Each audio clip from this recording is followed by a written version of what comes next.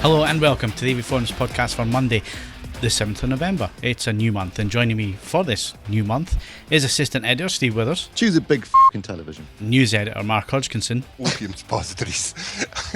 Ideal for your purposes. Slow release.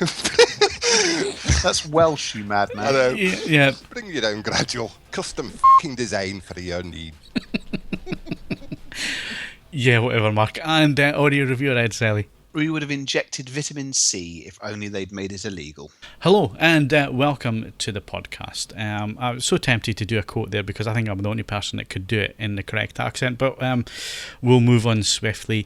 Is anybody else, this year, when you're looking at just basically what's on the television, what's on the news and all the rest of it, does anybody else feel like it's something like you would get at the start of a movie about an apocalypse? Pretty much. I've started to look at large muscle cars with no form of electronic fuel injection or anything like that. I need to be mobile post the event. Seriously, I mean, watching the news recently, you would think you were watching the start of a film that was going all about post-apocalyptic. Say that with a Scottish accent. I guess we'll know by Tuesday if we're going to hell in a handcart or not. Yeah, I mean, I'm really hoping the aliens do invade soon, because we could do with a breath of fresh air, really, couldn't we, on the news? Have you seen the giant Meteor 2016 bumper sticker doing the rounds? No. It's like it's a giant Meteor 2016 because we deserve nothing better. There's a message I can get behind. I mean, we are morally bankrupt as a species, aren't we, really? Our time on this planet is over now. It's time we should just pack up and leave. Yeah, there is that, but there's also the flip side. I mean, it was 114 years since Hibs won the Scottish Cup, and they did that this year. And then this last week, if you're listening to this on Monday, when the podcast goes out, the Chicago Cubs won the World Series after 108 years of waiting. I mean, that's perseverance. The other thing is, Back to the Future nearly got that right. They had predicted 2015 that the Cubs would win, which that's weird in itself that they're making predictions like that in the movies. And I guess the scary thing is as well that The Simpsons predicted President Trump. Yeah, although that does mean that Lisa Simpson is due to be the 46th president of the United States. Which compared to the two current choices, I would take Lisa Simpson. a 2D drawing of an 8-year-old. Yeah. Yep. Well, as opposed to a 3D orange 8-year-old. Well, yeah. Okay, point taken. We'll give me the yellow 8-year-old anytime. Fair enough. I don't really know what to say to that. I'm just going to weep gently. Okay, so while Ed weeps gently, Mark's going to tell us what we can win competition-wise. Take a deep breath, Mark.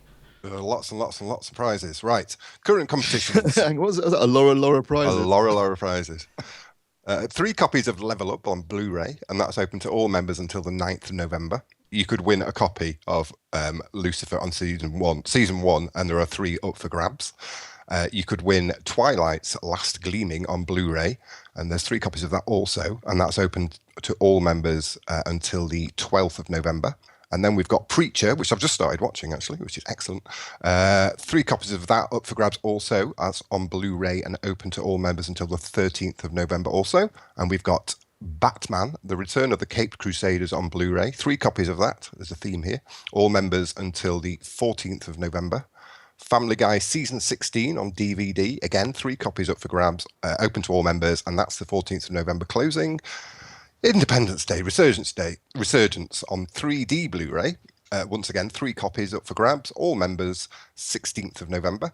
I didn't see this one. We've got Cares on Blu-ray, and that's open to all members until the 17th of November. Once again, 3 copies. I believe that's it. Oh, legal tagline, listen up. All competitions open to residents of the UK, Ireland, and the Isle of Man. Any previous competition winners, Mark? We've got Final Fight Guy, all one word, Papa, and Chris Gall, all 1 copies of Race on DVD. Alguna, obviously an Arsenal fan, won The Governor on Blu-ray, plus the autobiography, and Light Fran won 2 tickets to see Buried Child, starring Ed Harris in the West End. Commiserations to Heavy Fran there for not winning. So, congratulations to our winners. And moving on swiftly, so we've already talked about the end of the world. Brexit seems like such a small potato when you look at what's going on over the pond. But the Brexit effect, it might not happen now, mightn't it? No, it's very complicated. I think on balance, we'd have to assume, 404 out of 600 and however many constituencies are adjudged to have voted leave on a majority level.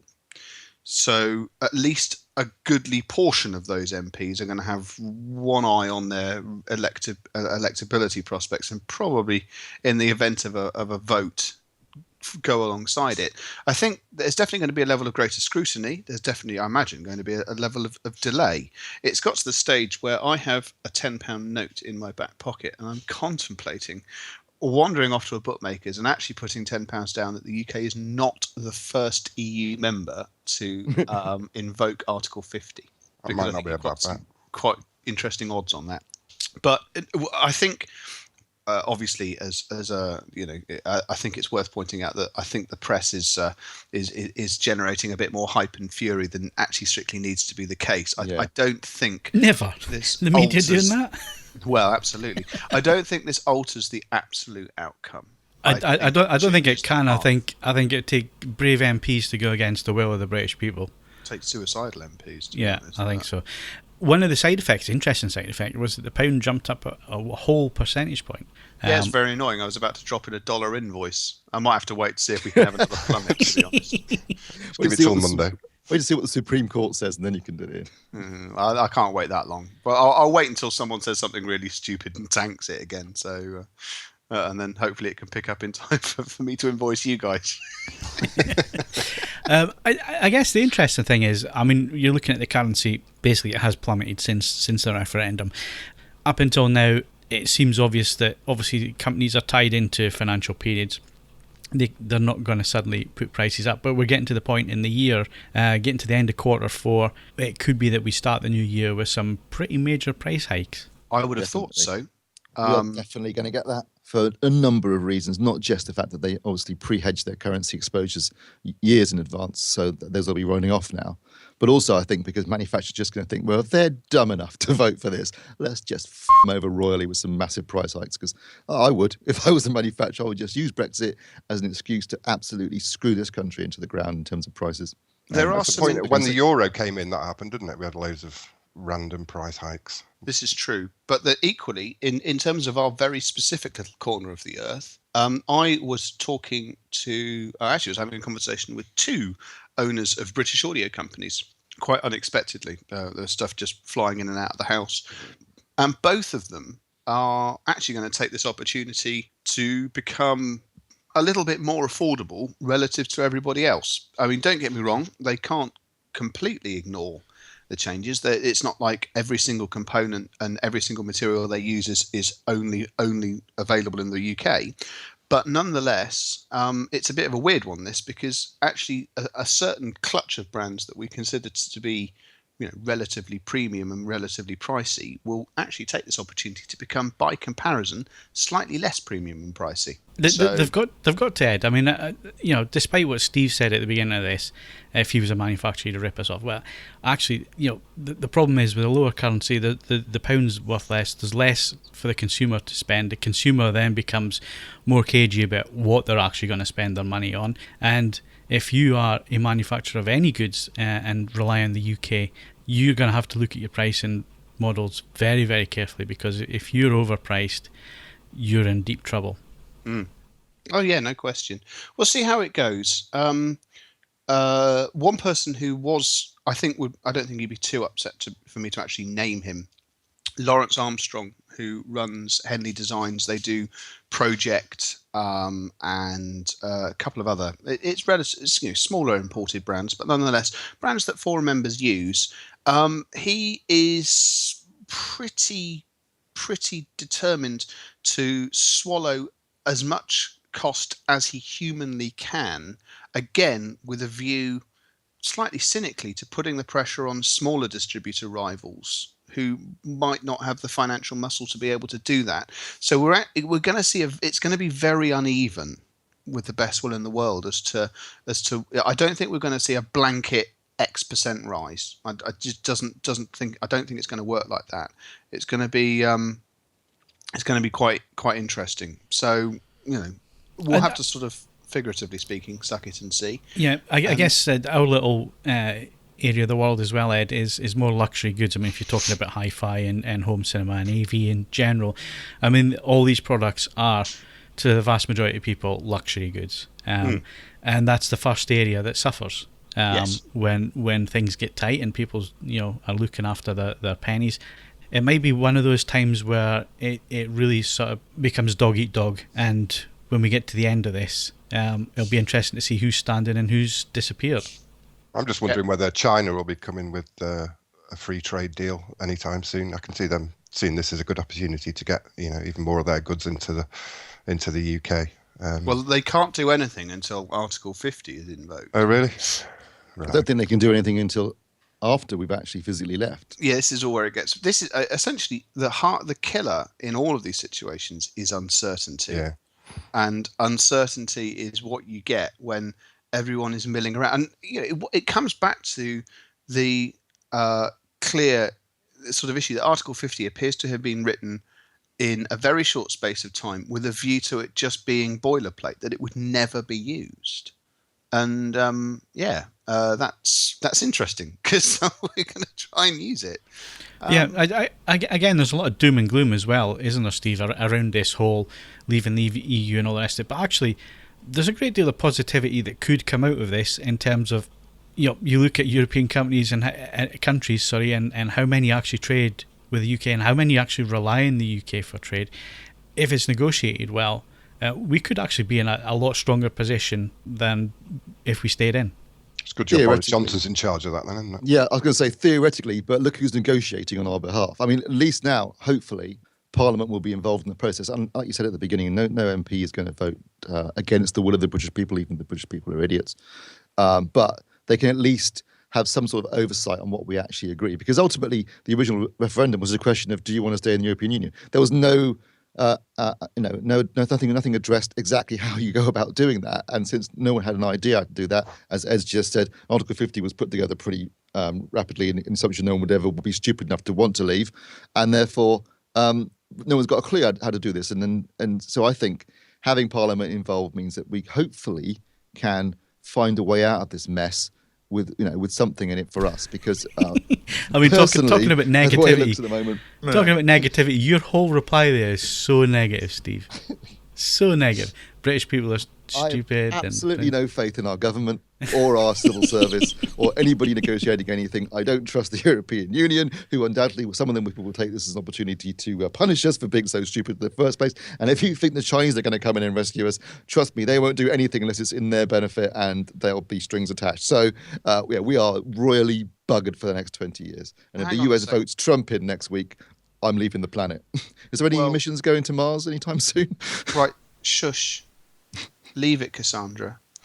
There are some other dates. If we're going to do this properly, there are some other dates that matter. Obviously, we have the government's appeal against yesterday's ruling, which is December the 7th. It doesn't, to be honest, odds are it doesn't look like that's going to be successful. But nonetheless, that's a delay point up until that point. The other one for keen doommongers' diaries is December the 4th, which is this constitutional vote in Italy. And you think, well, what the hell's that got to do with it?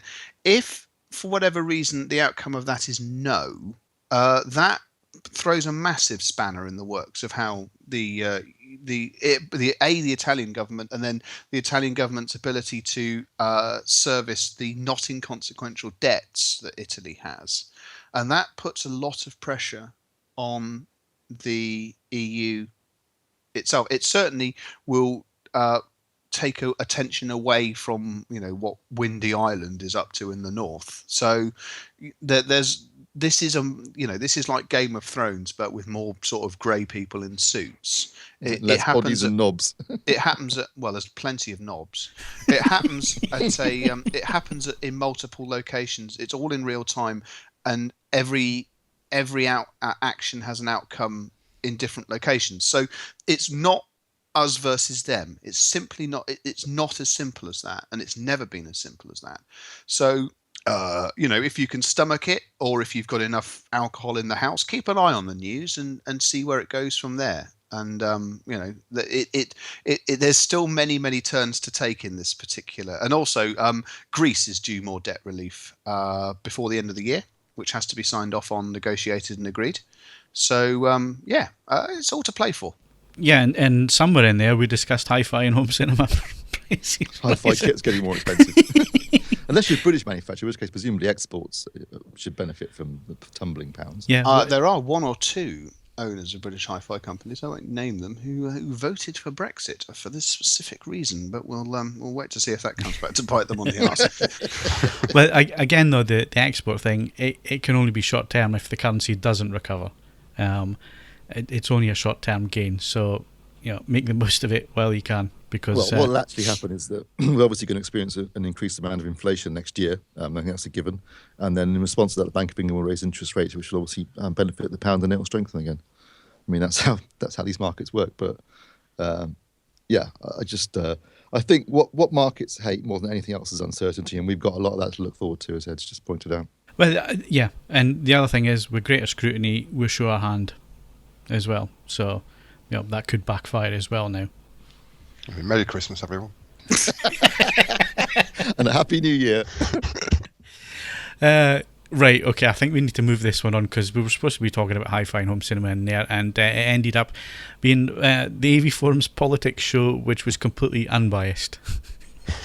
Well, actually, Ed was unbiased, yeah. Steve was just, grumpy old man. Right, let's move on and hear Steve's dulcet tones yet again. What are high frame rates and why are they important? Well, they're not important if it comes to film, but I'll let Steve explain that one. Yeah, high frame rates. So there are two very distinct aspects to this.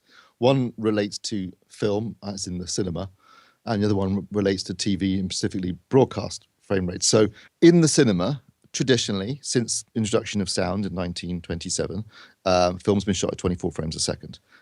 And that's been used almost exclusively right through from the 20s until, and there's been a few minor experiments in the past, but basically the first real attempt to increase that frame rate to something higher was The Hobbit, which came, The Unexpected Journey came out in, I think it was 2012, and famously Peter Jackson shot the film at 48 frames a second. So he doubled the frame rate. Now, he did that specifically because he was shooting in 3D, and he felt the higher frame rate gave you better motion handling and made it a little more realistic and more immersive. Now, of course, those of us who saw it, and I know opinion is very much divided on the subject, but certainly the majority of people, and certainly anyone who knows anything about film or film critics and film fans, absolutely hated the look of The Hobbit in 48 frames a second because it made it look like cheap video. And it just made the sets look fake and everything just didn't feel right. And yeah, I know I'm not the only one who thinks that. I know you've seen it in 48 frames a second, Phil, haven't you? Mark, did you see it in 48 frames a second? No. Ed? No, I haven't seen the film. Okay. Right, over to Phil then. Yeah, well, I mean, like Steve says, I think the thing that killed it for me was obviously the slow start to that film where they're all inside the house and they'll start singing and all the rest of it. And the way that was shot and then shown in high frame rate, it felt like you were watching a stage play. It felt really weird. It didn't suck you in. The acting felt really bad, really wooden. And yet when I watched that same scene in 24 frames per second, it looked completely different and it felt completely different. And it's more than just how many frames it is. It's the whole feel. It's, again, I use the analogy projected image against a TV image. There's something just more cinematic and different to a projected image than watching the same image on a really bright TV. With high frame rate, it's kind of like that. It's for it to look like film, it has to run at 24 frames a second. Anything more than that, and I'm really sensitive to it, and I can tell if frame interpolation's on within an instant, because even if it's on low, because you get used to how 24 frames or 25 frames looks, and there's not a great difference between 24 and 25 frames, apart from the 4% speed up. For film. So yeah, when it comes to film and you want it to look like film, even shot digitally, and this is the important thing, the whole film industry and everybody involved in making films, apart from the odd one person like James Cameron or Peter Jackson, the rest of the industry do not like high frame rate and have never been complimentary of it. So that's the main issue for people that want higher frame rates. It ain't going to happen when it comes to films, because the film industry, you take away too much, basically. And even if you shoot in digital, they're still shooting at 24 frames. Yeah, absolutely. I mean, after The Hobbit first Hobbit film came out, the second and third films were actually shown at 40 frames a second, but it was not really advertised. It was a very minor aspect, and it was quietly brushed under the carpet because it had been such a failure the first time round.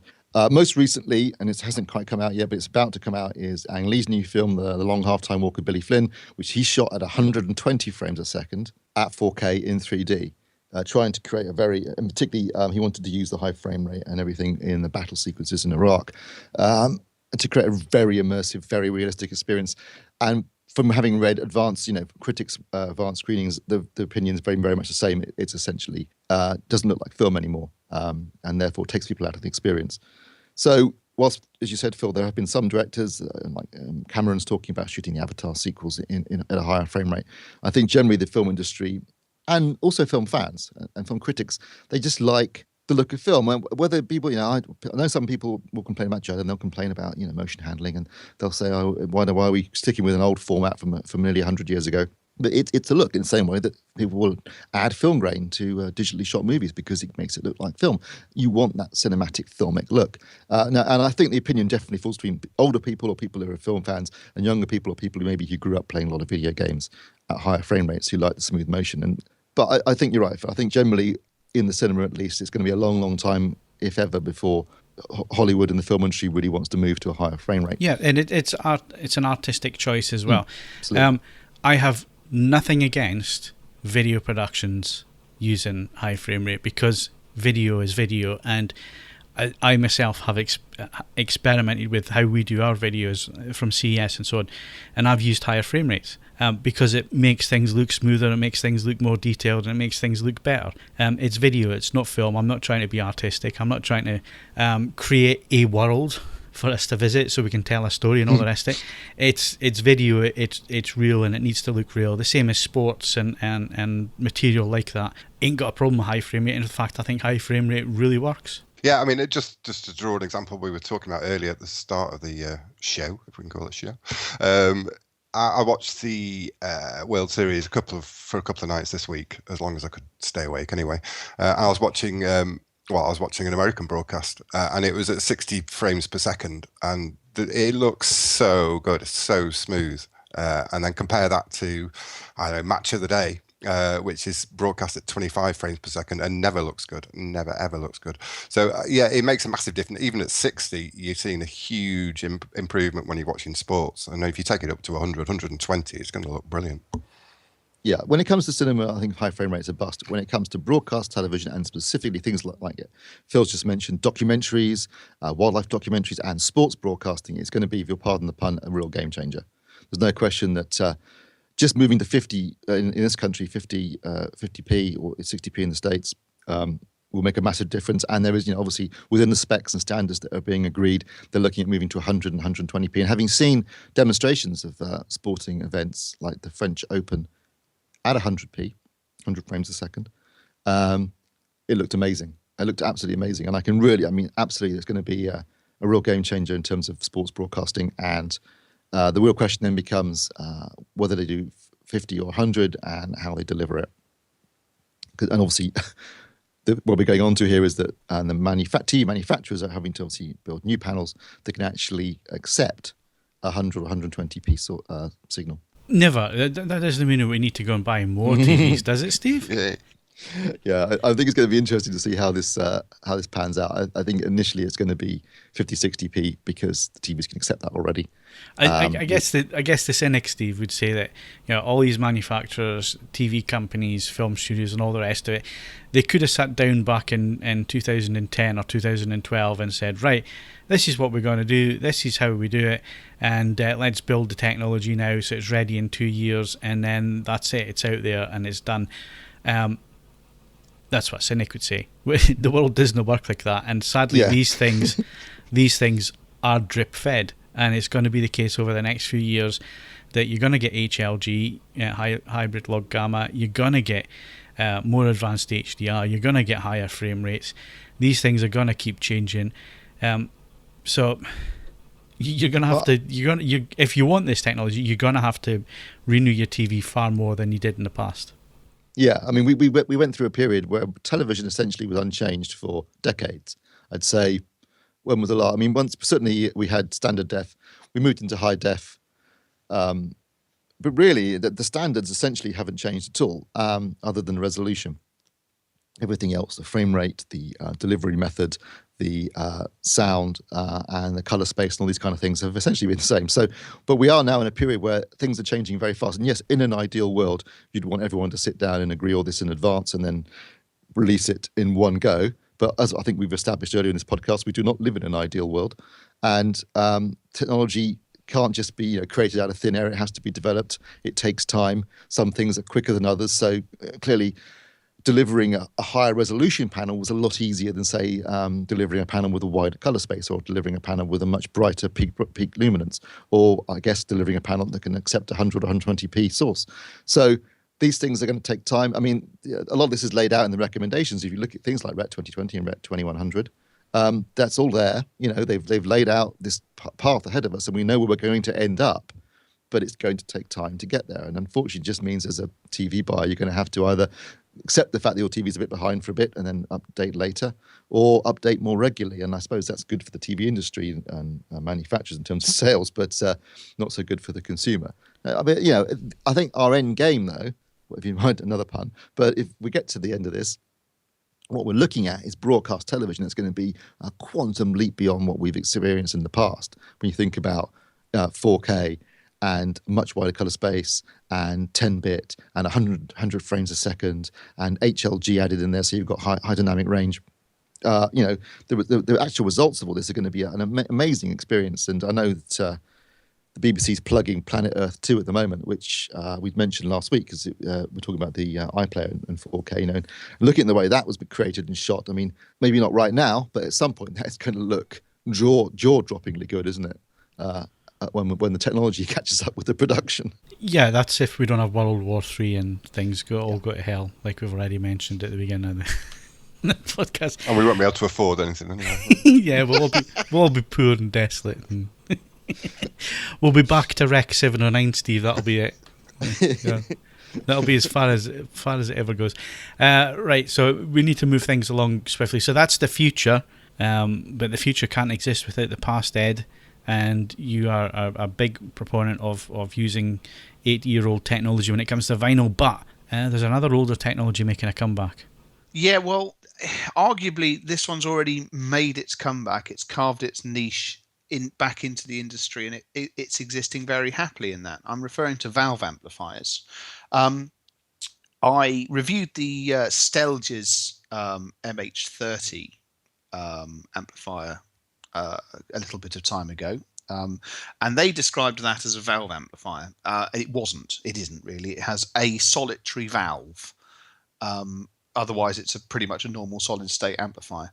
So ever want to give you guys a bit of variety, I have actually gone and reviewed a valve amplifier, but this is AVForums. I'm not really pointlessly dogmatic most of the time, so it's actually a very clever valve amplifier. It's from Quad, who are one of the they're the elder statesmen of the British audio industry. They've been going since the 50s, and it is an integrated valve amplifier that just happens to have high-res USB, coaxial and optical inputs, as well as a standard analog line input. And it's a bit of an odd one, really, because I had considered valve amps a little bit along the same lines as vinyl. There's an undoubted appeal, but there are some massive impracticalities to it as well. I have to admit that wasn't quite the response I got from reviewing the Quad, because if you don't need an enormous amount of power, that is to say you're either in a relatively sensibly sized room and you have fairly sensitive loudspeakers, this wasn't a good valve amplifier. It's a really, really, really good £1,300 amplifier. It sounds fantastic. The feature set is very, very useful. It's beautifully made, and it's nice and compact. And this sort of got me thinking, and the sort of overarching question I have for people listening is, if you were shopping for an amplifier with you had a specific set of requirements, and it transpired that the best fit just happened to be a valve amplifier, would you have a mental stumbling block in selecting such a thing? because it looks a bit odd. There are some caveats. They do run hot. It is relatively easy to kill them in comparison to a normal solid state device. But if you heard it and you thought, oh, hang on a second, that's in my budget, it does what I need it to do, and it sounds fantastic, would you go, yeah, in for a penny, in for a pound, and buy a valve amplifier, or would you just go, that's just mad, and stay away from it? I think, don't know. I quite like the appeal. I'm turning a little bit into a hipster these days, in the sense that I feel myself drawn to the past more than the future. Perhaps because the future's so bloody grim now that I actually feel myself thinking, maybe I want to get back into vinyl. Maybe I would like a nice valve amp. But in terms of performance, why would somebody think, if someone's looking to buy an amplifier right now, Ed, thinking, do I get solid state, or do I get an integrated amp, or do I get a valve amp? What would the benefits be of them going down the valve route, other than looking cool? It does come down to distortion and how we as people respond to distortion. If you have a solid state amplifier and it begins to distort, it will generally do so in the first harmonic, which we as a species do not like. Things that are designed to grab our attention or warn us generally distort in the first harmonic. So it's not a pleasant effect. Valve amps are more prone to distortion than solid state amps, although I need to stress it's perfectly possible to design valve amplifiers which have very little in the way of distortion. Actually, this quad is a case in point. But when they do, they generally distort in the second harmonic, which we have nothing like the same problem with. Actually, we can find it quite a pleasant effect. So this is just another facet of the, do you want to hear what the sound engineer heard, or do you want something which is genuinely enjoyable, especially when listening to recordings that aren't necessarily that much cop? It's also important to stress that there's this sort of stereotype that valve amplifiers are all sort of cuddly and soft. They've got like lovely big mid-range, but they're a bit sort of lacking at either frequency extreme. This is only the case if you don't specify them correctly. It comes down to the output transformer arrangement behind the valves themselves. If you've got decent output transformers, I can assure you that valves can sound incredibly dynamic. And the sort of ultimate expression of this, where you've got very, very high sensitivity loudspeakers and single-ended amplifiers, which generally speaking have very low outputs, but they're working in their relatively limited performance envelope properly, they can sound astonishingly vibrant. So it comes down to being whether you're willing to then start making the sacrifices that in turn requires, because very sensitive loudspeakers are generally quite large loudspeakers, and single-ended amplifiers are generally quite sort of bulky, heavy, and hot themselves. But the performance, it's important to stress that when we moved away from horn loudspeakers and things like that, we weren't doing it because conventional driver speakers sounded better. It was simply that normal people could fit them in their houses. So this is not necessarily the same argument as vinyl, where there's much more of a sentimentality thing about it. If you are willing to throw substantial sums at the problem, a low output, high sensitivity system is, still capable of absolute reference level performance, and with distortion performance and general sort of measurement, which is well and truly in keeping with what we would expect from the very best of solid state technology. It's a bit of an oddity. It's a question of whether you as a consumer are willing to make some of those slight sort of space and decor sacrifices for something which goes about its business in a different way, but it can be a genuinely impressive way. What kind of damage is it going to do to my electricity bill and the planet? Well, this is an interesting one. I've got a smart meter, but I'm afraid I'm not in the position to turn absolutely everything else off to see what's going on. The quad is a small valve amplifier. It uses EL84 valves. When it was up and running, doing normal sort of listening levels, I don't think it was consuming substantially more electricity than either my name integrated amplifier, which is commensurately more powerful, and certainly no more than my AV receiver. So, but equally, if you go and buy something with whopping valves in it, like sort of 845s, which look like Hammer horror props, you're gonna notice that. A friend of mine has an 845 valve amplifier, and he has actually over the years realized subconsciously he doesn't listen to his hi-fi system in the summer because it heats the room up so much. I was just going to say how much heat. It's just not a pleasant experience. Yeah. So he actually goes off and does photography and all sorts of other things in the summer. It's like the temperature starts to drop. It's like, I'll start listening to some music again. That's the same with projector owners, really. I mean, I'm the same. Come the summer, trying to watch a movie in the home cinema room where the projector's pumping out hot air and it's already warm, and it's just a nightmare. Absolute nightmare. Especially got leather seats and you just start sticking to them. My house is always cold, so any additional source of warmth is welcome. I'll tell you. Yes. Oh, we can come down and firebomb it if you like. I think after this podcast, it's probably guaranteed to happen later in the week.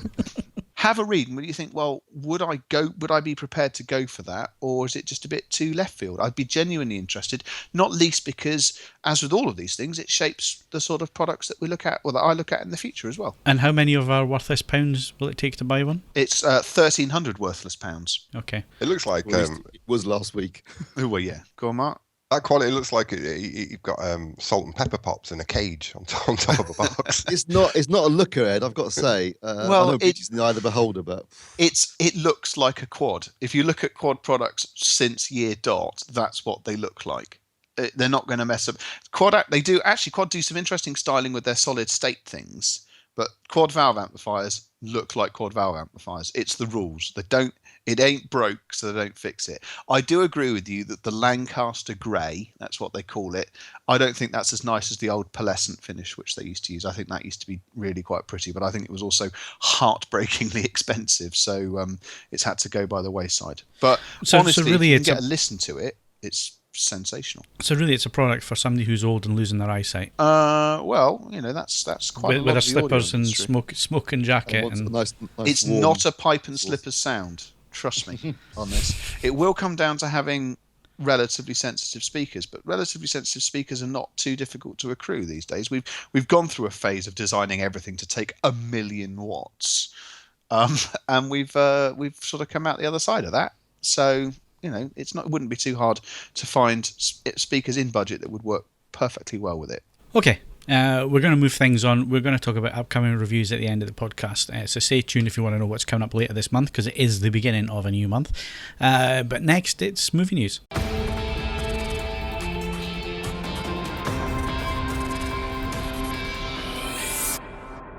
So, Steve, what's at the cinema? Well, I was mentioning hoping there'd be an alien invasion next week to save us from all the catastrophe on Earth, and we're going to get one on Thursday, the 10th. Arrival opens, which I've got to say, I'm really looking forward to. I don't know, has anybody else seen the trailers? Oh, yeah, I like the look of that a lot. Actually. It looks good, doesn't it? They haven't given away much in the trailers. It's really piqued my interest. Basically, a series of ships arrive on Earth, and they bring in linguistics experts to try and communicate with them. So it's kind of got a bit of a Close Encounters vibe to it, but it's got very much a modern take on it. It looks gorgeous. The photography, the look of the film looks stunning.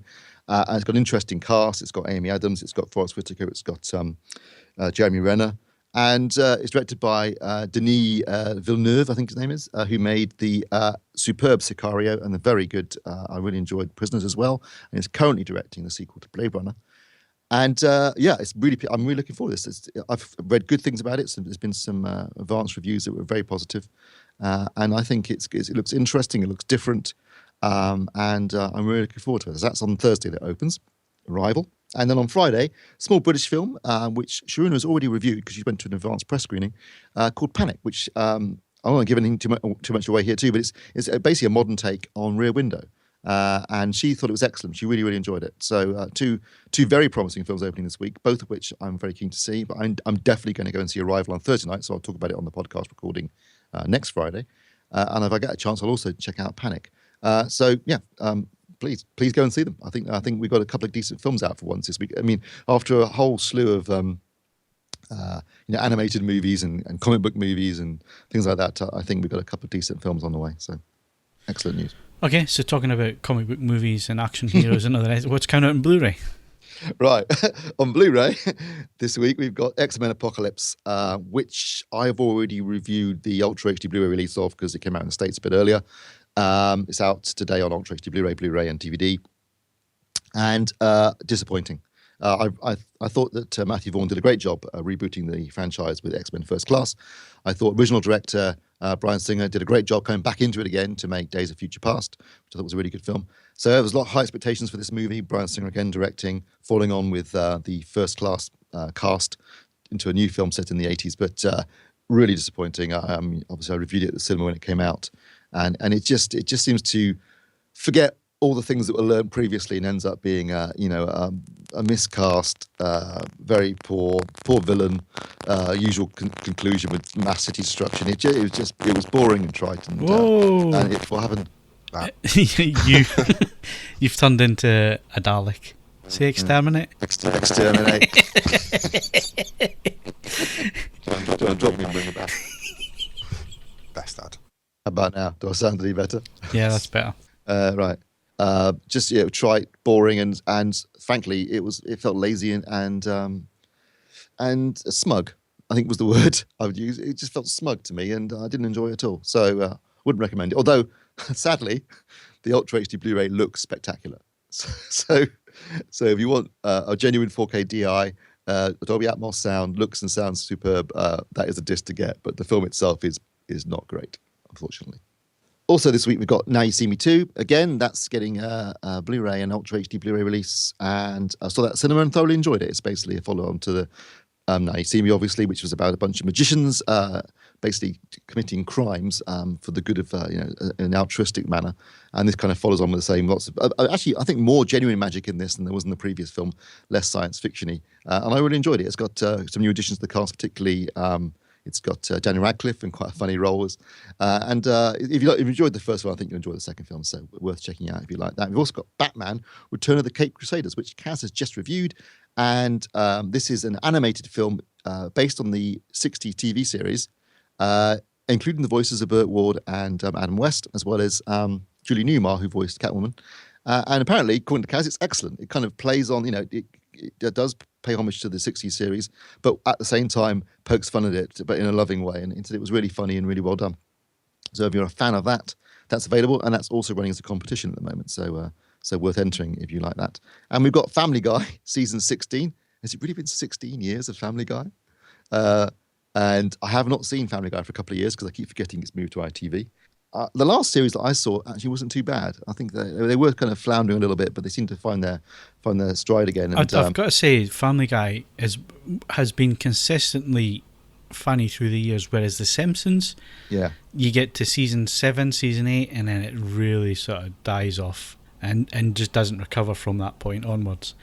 Whereas, Family Guy's had a couple of weak seasons, but not as weak as The Simpsons from series, season 7 onwards. I think consistently it's remained good quality and funny. Ironically, I would say in defense of The Simpsons, it's better now than it has been.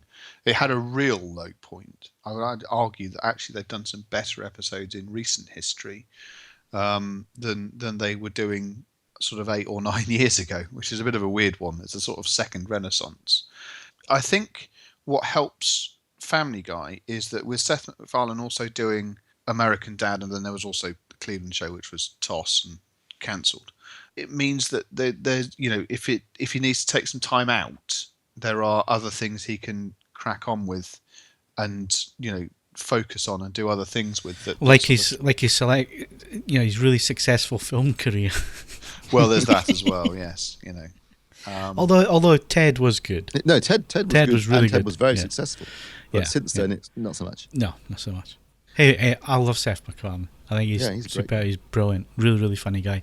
Great singer as well, Ed. Really good singer. Oh yeah, and his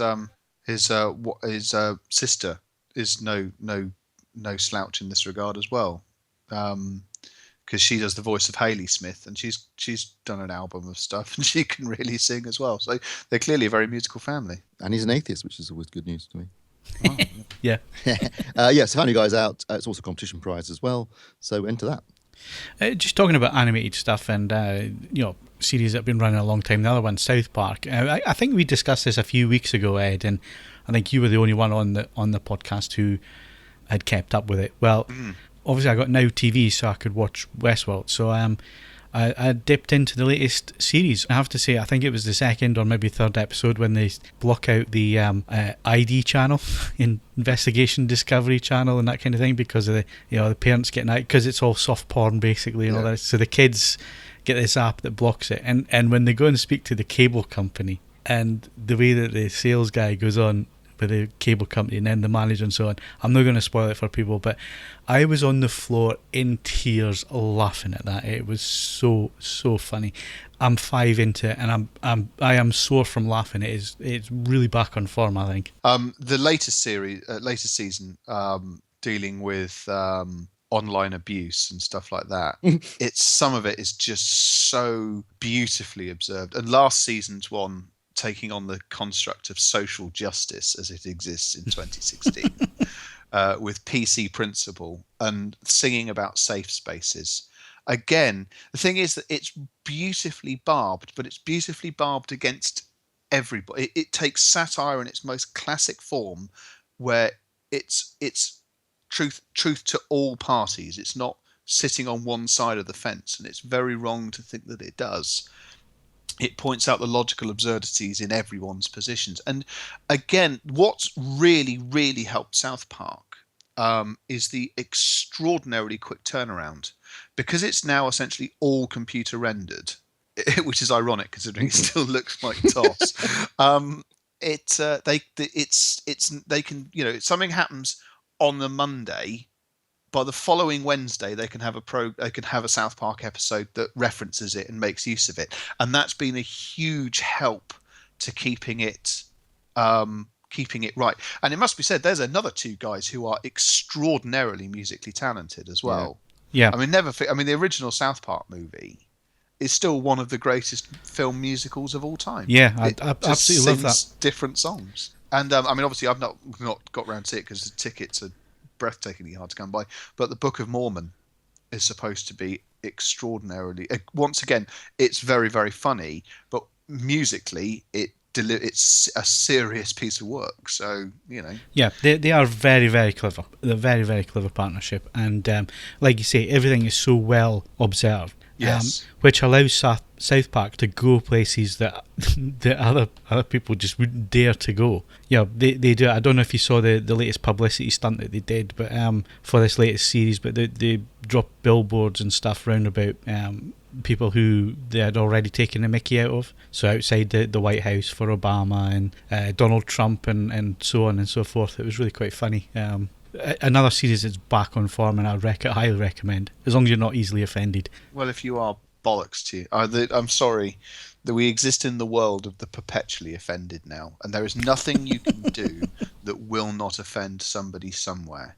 So the lesson to this is you go about doing what you need to do, on the understanding that if you are seeking to be overtly offensive, then you deal with the consequences yourself.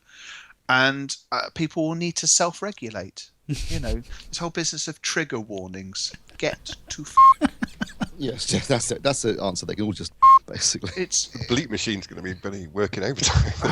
It's, as I say, unfortunately, it doesn't matter how much ground you give, it will never be enough. If you haven't seen the cable company salesman yet rubbing his nipples, that is just absolutely I shall be watching it over the weekend. Thank you for the recommendation, Phil. Speaking of watching things, then, did you catch up with Westworld? Not yet. Come on. Because I'll tell you what, it's getting really good. It's really, asking a really number of good. interesting questions. I did go in and I just checked when it would be withdrawn. So it's not withdrawn until the 5th of January. So it's there till the 5th of January. So I intend to take the box through to the cinema room and watch it on the big screen. That's you can binge it all 10, I suppose, if you wait another 5 weeks. That'd be filthy. And obviously, New Wheeler Dealers kicks off Monday. Oh, I'm glad you reminded me of that, Ed. You mean That's tonight? What I'm here for. You mean tonight? No. Oh, yeah, sorry. Oh. So last night it was Planet Earth 2, and also doesn't Master Chapter Professional start this week? Yes, that starts tomorrow. If you're listening to this, and I am the excite. I mean, Planet Earth, yeah, it's great. I go outside and have a look at that. It's fine. Master of the Professionals, and as I say, I've also my Sunday night I won't watch. I will be doing another episode of The Young Pope, which I haven't decided yet whether it's awful or brilliant. It could really be either of them. I'm not 100% sure yet, but my wife has refused to watch any more of them, so she's out on Sunday night, and I will watch more Young Pope. I thought also, Phil, last Monday's air crash investigation was quite interesting. It's one of those ones where one washer completely the lack thereof completely bollocks the plane. Yeah, it just shows you, one small. That's comforting to know. Six cents it cost for a washer, and it brought down a $70 million jet. The thing is, Steve, that they have at least identified it and corrected it, and it's quite good news because it was a 737, and there's quite a lot of those. You've got a reasonable chance of flying on them. But yes, if you didn't put one washer back in the right place, part of the flap assembly would fall out and then puncture the fuel tank, which I thought was a nice touch. Yeah. Amazing video though, to watch the actual video of the accident happening. That was something else. Watching. I'll tell you what, that the first officer must be actually a mutant in disguise, because the plane explodes as he's roping down from the cockpit, and he must drop 25-30 feet onto concrete. He bounces and runs off without a scratch on him. I think the plane was stationary at the time. Yeah. How does he rope out of a plane that's flying? And No. It was on the ground. They'd actually parked up and switched all the engines off, and then it burst into flames. So, but you have to watch it to find out how it did that and why it did that. Yeah. And that's what makes the program interesting, Steve. And then, obviously, for people who really do enjoy shite on reality television, Street Outlaws kicked off again last night as well. So that would have been on Thursday night. So yeah, I mean, that's moronic, but it's quite fun. So I have to say, I've never watched it. Has anybody watched Still Game yet? No, I've forgotten about it. Jeez, best thing on TV at the minute. Forget your Westworld. You want Jack and Victor and the gang. That's what you need. It'll be on iPlayer, won't it?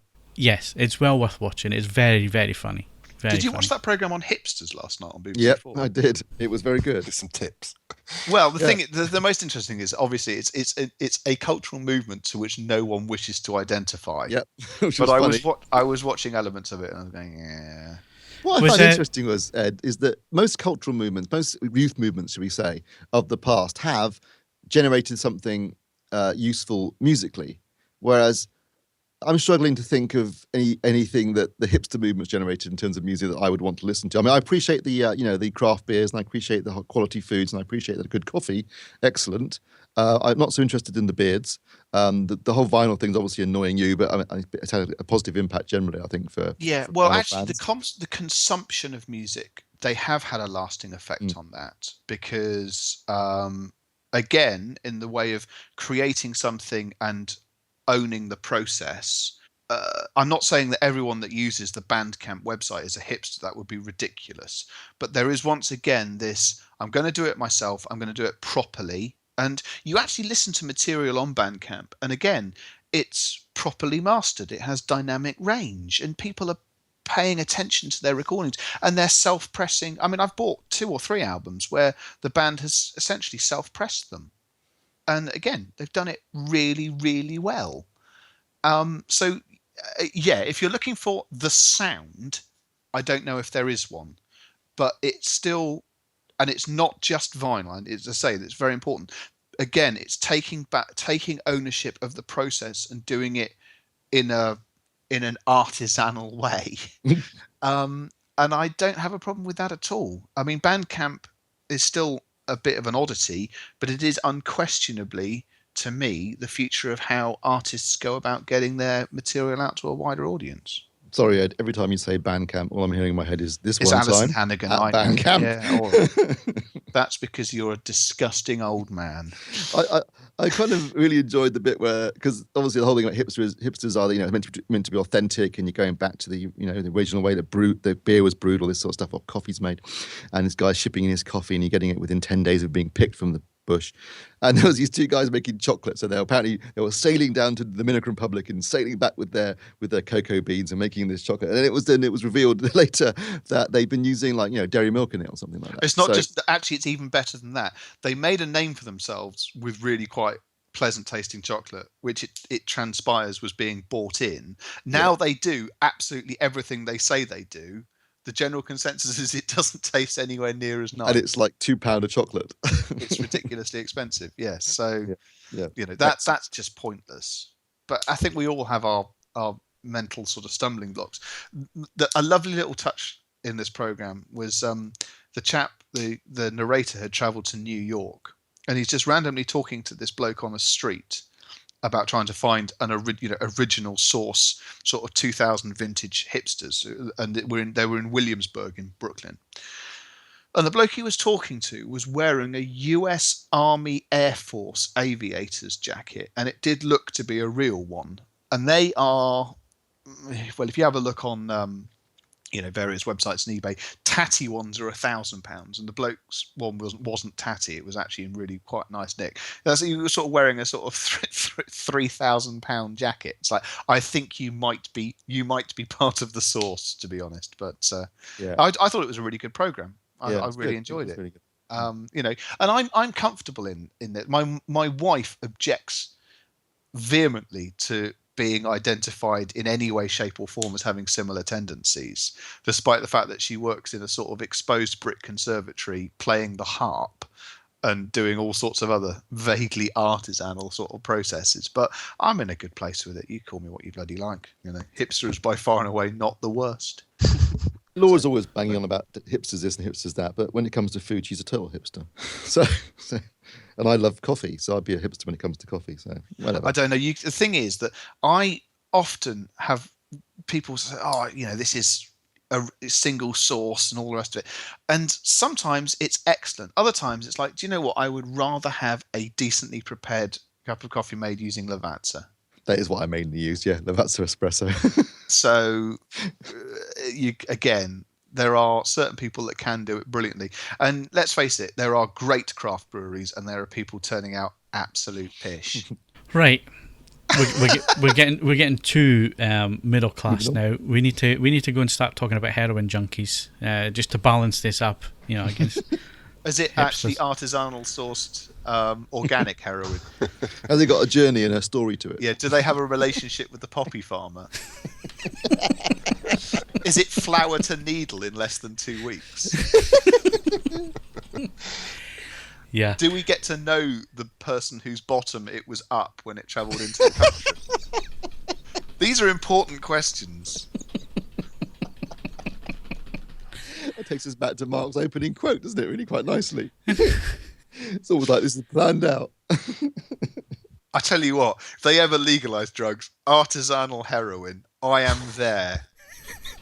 I don't mean I'm taking it, I mean I'm making it. I will be making small batch hipster opium.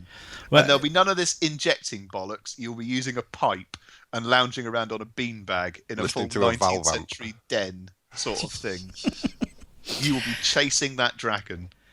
I did say right at the top of the hour, please let's try and keep this as his own message as we can this week, so it's a nice easy edit job for me and we can get it published. Oh come on, this is all staying in. This is all gold. Anyway, we are obviously hinting at the new Trainspotting trailer. Danny Boyle is back. The whole cast are back. I mean the whole cast. Original cast are back for this one. The full trailer dropped last week, if you're listening to this on Monday, and I have to say on first viewing it left me cold. I was like, is this just for nostalgia's sake? The whole choose life and then talking about Twitter and Instagram and so on. And after a couple of viewings, though, I'm really starting to get into it. I'm really starting to look forward to meeting the old characters again. I'm happy that Irvin Welsh has been involved again. I think it would be strange if he wasn't involved in terms of the story. It's loosely based on a novel that he'd already written. But all the old cast are back. I got to say, Bobby Carlyle in the first teaser, he looked really old. Thankfully, he doesn't look as bad in the full trailer. If you haven't seen it yet, go and watch it. Although, warning, it does have drug use in it. It does have nudity and sex. Nudity and so on in the trailer. So if you're offended by that kind of thing, like Ed said before, I'm not going to repeat what Ed said before. But yeah, for me, I'm actually starting to look forward to this, and I might use my multipass to go and see it. Hey, well, that's in January. I'll believe it when you come back. back. Well, that's January, so give us a second, give us a chance. I might have done too much socialising though at the beginning of the month when I was being at CES that I might be worn out and want to stay indoors for the next 6 months. Yeah, possibly. I did enjoy the trailer. I've also become convinced that Johnny Lee Miller has a painting of himself in the attic that ages instead of him, because he appears to be exactly the same as he was looks 20 years ago. Identical. Ewan McGregor has aged in as so much as that he's a bit rounder than he was in the face and so on. When you look at the old trailer, because I went back and looked at the old trailer to see if there was any differences to that and if there was any themes and so on. But yeah, I mean, Johnny Lee Miller hasn't aged a bit, and that opening shot as well of the trailer, that just looks utterly gorgeous. I mean, it's total, it's a total dump that you're looking at night. It just looks gorgeous. Johnny Miller is an absolute fitness freak, though. Obviously, he's New York based for the most part because he's been involved in this Elementary Sherlock business for some years now. But he runs to set each morning, and it's not a small distance either. It's about 10 or 11 miles there, then acts and does all the work all day, and then runs home. He is in seriously good shape, and fair play to him. It's paying off quite nicely. Yeah, Ed Spud's back again, and Ewan Bremer looking good. As Kelly MacDonald. Kelly MacDonald's back as well. There's a new girl there who you see, but we're not introduced to, so we don't know who that is. But obviously, the love interest for Mark Renton. There's still the Hibs references in there, so I like that. There's a few Hibs tops turn up. So yeah, I mean, it looks very much like it's gonna be a nice 20-year reunion with the gang, and hopefully there's a decent story in there as well. I mean, the whole thing is, you know how it's all going to kick off, because if you've seen the first film, I'm not going to spoil. Well, 20-year-old. Do we spoil it? But obviously, with the ending of the first film, with Renton disappearing with a huge amount of cash that was supposed to get shared amongst them all, and Begbie got locked up, and the others all went their separate ways. He has to come back and introduce himself again and say sorry. So this is going to be, I mean, the whole side of the film is going to be interesting to see how he gets around that. He's going to get his arse kicked, basically. I thought they did a brilliant job at the very first line of Sick Boy going, "Hello, Mark, where have you been for the last 20 years?" It's kind of summed up not only within the context of the film itself, but obviously the fact that the film was made 20 years ago. So yeah, and he's not. I'm looking forward to it. He's not hanging on to that pool cue lightly either. No. That is going to get used. Yeah. So I thought it was. I mean, I don't know if the speech bit that you hear in the trailer is necessarily going to be in the film.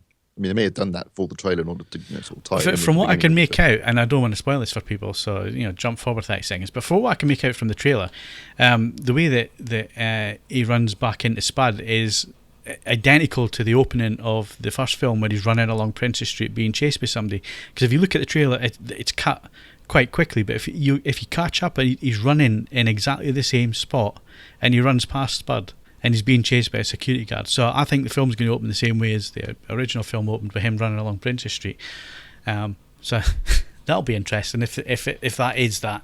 And the other thing is that Danny Boyle has a superb eye, and he just makes things look really beautiful. Even if it's complete devastation, it looks beautiful. And he makes Edinburgh look so cinematic. There's lots for them to address in the film in terms of how different Edinburgh and the UK is in the last 20 years in terms of the quality of life, standard of living, what people do. Then you've got social media, you've got different kind of drugs being taken now. If it's done right, it could be a really interesting commentary on how things have changed in the last 20 years. As long as it's funny, basically. Yeah, but if it comes out, the main thing. If it comes out in January, though, we might all be, World War III and all the rest of it. We might not get to see it. I get that big meteor heading our way. We need Bruce Willis. Edward, you're very space shuttle, quick. Edward, you're very quiet on this. Do you know what? I've only ever seen Trainspotting once, and it has to have been. I was still at university, so it's pre-2002. I did watch the trailer, and this could go either way. Do you know what? I probably won't go to the cinema to watch this one. Not going to the cinema to watch very much. But I will get around to watching. I mean, it's a cracking cast of people. They are an absolutely superb clutch of actors and actresses. So, I think I'm pretty sure it will be good. And it's not having sort of Indiana Jones style problems. They're freely acknowledging that it's been 20 years and everyone's older and so on and so forth. And that hopefully will help. But yeah, I don't know. It looked quite good. I won't be going to the cinema. One of the best cinema experiences I ever had was at the original. I went along to one of the premiere screenings when it opened in Edinburgh. So a few weeks later in Cornwall. What a completely different experience it was seeing that. Slightly different audience. just a bit, because obviously seeing it with a local audience in Edinburgh, there's those characters. Francis Begbie. I had 5 or 6 or 7 people who I used to work around and so on back in my hometown in Scotland who were Francis Begbie with the Pringle jumpers and the hard man attitude, and you knew the characters and stuff. So it was so funny, and there was so many laughs at that premiere. Went to Cornwall and nobody was laughing at all at any of the right points. So it was a completely weird experience. I think I might go back to Edinburgh to watch this. I watched Black Hawk Down in the Mile End Genesis in London. Oof. And it became abundantly clear that the vast majority of the people in the cinema weren't rooting for the Americans. It was really weird, really very strange indeed. So, yeah. So on that bombshell, that is it for the podcast this week. We're way over time. My thanks to Steve Withers. Some hate the English. I don't. They're just wankers. Mark Hodgkinson. And once the pain goes away, that's when the real battle starts. And Ed Selley. Even drugs are changing. You can't stay in here all day dreaming about heroin and Ziggy Pop. Don't forget, you can follow us on Twitter and Facebook, bookmark AVForums for latest reviews, news and video, and of course leave those 5-star ratings on iTunes, but only if you enjoyed the show. I'm Phil Hinton. Thank you very much for listening, and we'll see you again next week.